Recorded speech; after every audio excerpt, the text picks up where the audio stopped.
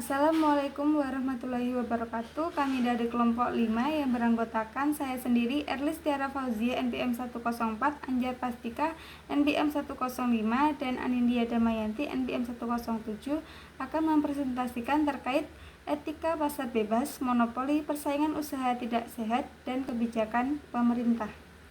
Saya, Erlis Tiara Fauzia, NPM 104, akan menjelaskan terkait globalisasi dan pasar bebas. Globalisasi adalah laju peningkatan pergerakan barang, jasa, maupun modal melintas batas antar negara. Globalisasi terjadi sebagai proses berkelanjutan yang multidimensional yang dipicu dari intensitas perdagangan dunia dan aliran uang yang mengalir ke berbagai belahan dunia dengan membawa dampak berbentuk teknologi, budaya, dan sistem sosial politik. Dengan demikian, satu fenomena dalam konteks global tidak hanya disebabkan oleh satu faktor dominan saja, namun juga oleh faktor pendorong yang lain.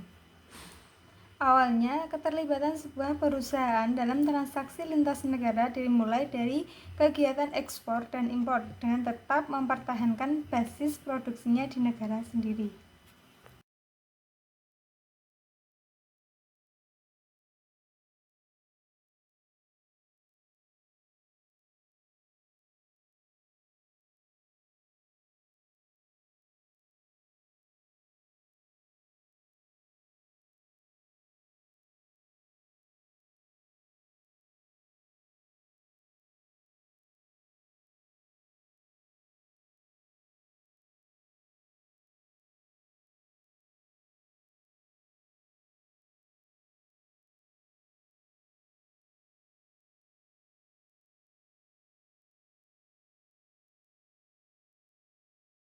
Selanjutnya ada beberapa faktor pendorong meningkatnya perdagangan global.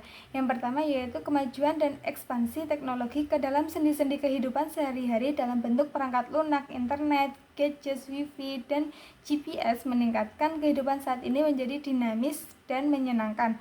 Nah, adanya teknologi terkini memungkinkan komunikasi kepada pihak lain masuk kepada pelanggan, karyawan, dan pemasok menjadi lebih mudah, lebih cepat, dengan biaya lebih murah.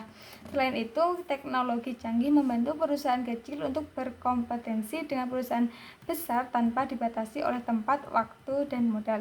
Yang kedua, perbaikan sistem transportasi, terutama di negara-negara maju, berhasil menurunkan biaya transportasi dengan kecepatan perpindahan yang lebih tinggi.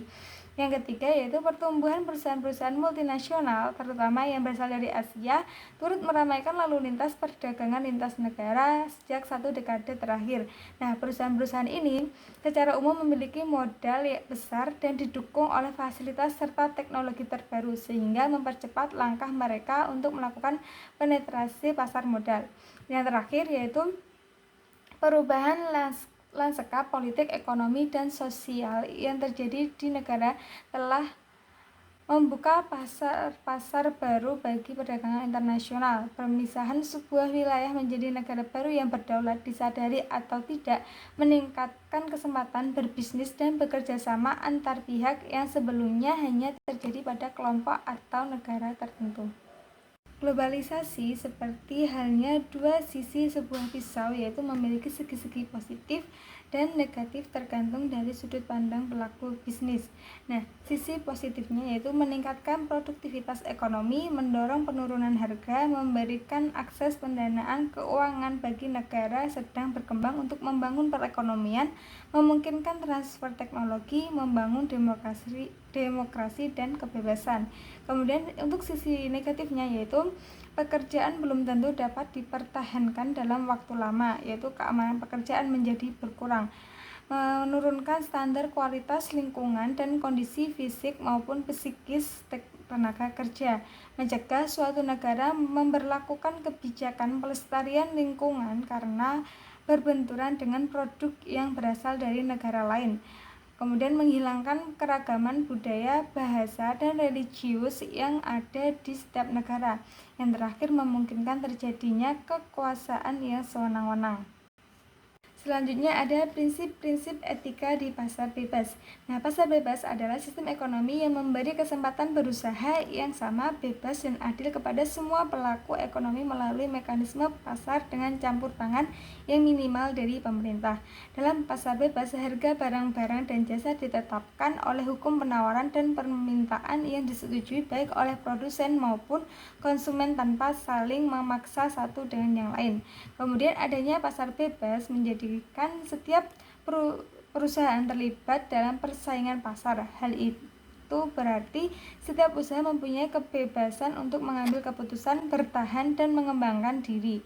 Ada kemungkinan pula perusahaan dipaksa untuk menuruti mekanisme pasar yang berlaku dan tunduk kepada hukum penawaran dan permintaan. Nah, beberapa filsuf seperti David Ricardo dan Frederick Bastiat mengemukakan bahwa pasar bebas memiliki keunggulan jika prasyarat berikut ini terpenuhi. Yang pertama yaitu ada perlakuan yang sama dan adil bagi semua pelaku bisnis. Yang kedua ada aturan yang adil, transparan, konsekuen, dan objektif. Yang ketiga ada peluang yang optimal bagi persaingan bebas yang sehat dan adil. Yang keempat ada pemerataan ekonomi, dan yang kelima ada peluang untuk mewujudkan kebebasan manusia.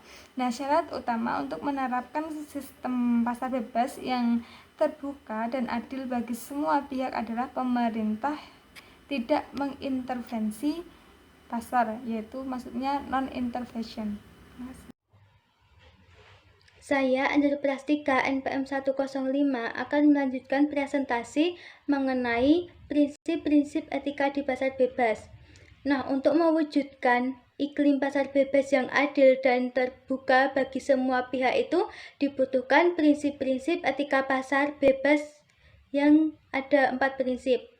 Yang pertama itu prinsip otonomi, yaitu mengacu pada kemampuan untuk mengambil keputusan dan bertindak berdasarkan kesadaran tentang hal-hal yang baik untuk dilakukan dan bertanggung jawab secara moral atas keputusan yang diambil. Yang kedua, prinsip kejujuran, yang bertujuan untuk menjauhkan bisnis dari niat melakukan tindakan curang dan menipu. Yang ketiga, prinsip keadilan, itu mengacu pada kesempatan bagi setiap orang yang berbisnis untuk mendapatkan perlakuan sesuai dengan haknya masing-masing dan tidak boleh ada pihak yang terlibat dalam bisnis yang kehilangan haknya.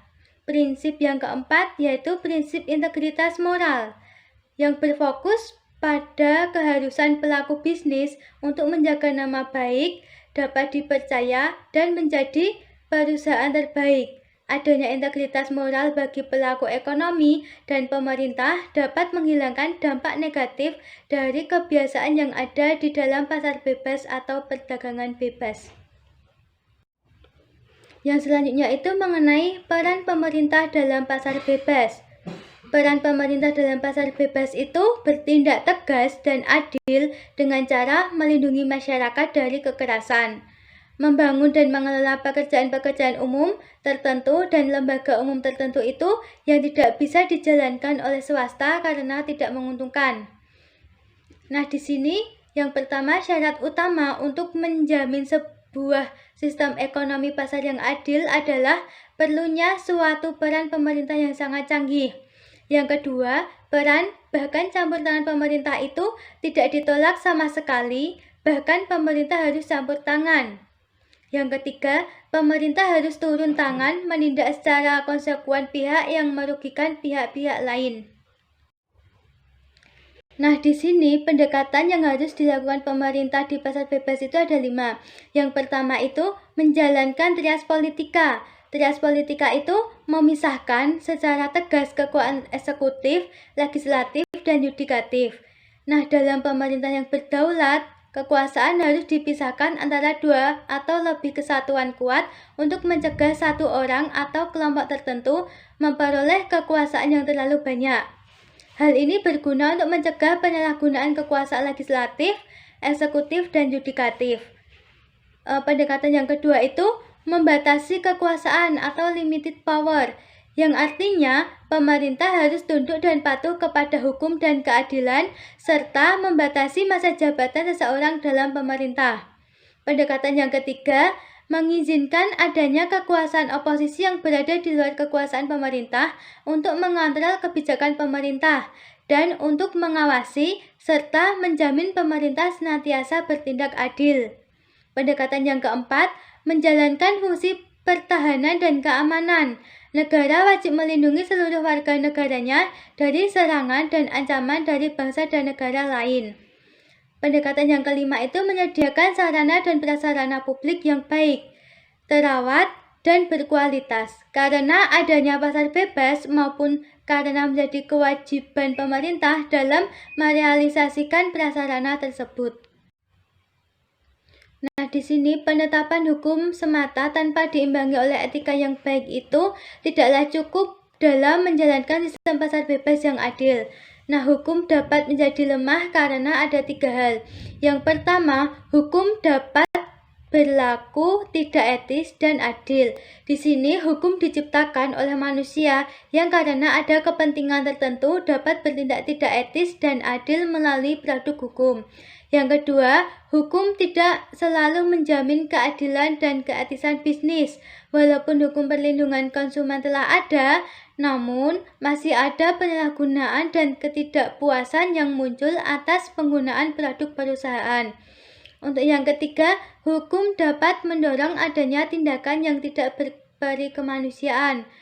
Nah, di sini penertiban dan pembongkaran lapak pedagang kaki lima yang dilakukan oleh Satpol PP misalnya mungkin telah sesuai dengan aturan hukum, namun tindakan tersebut sering mengabaikan rasa kemanusiaan dan welas asih.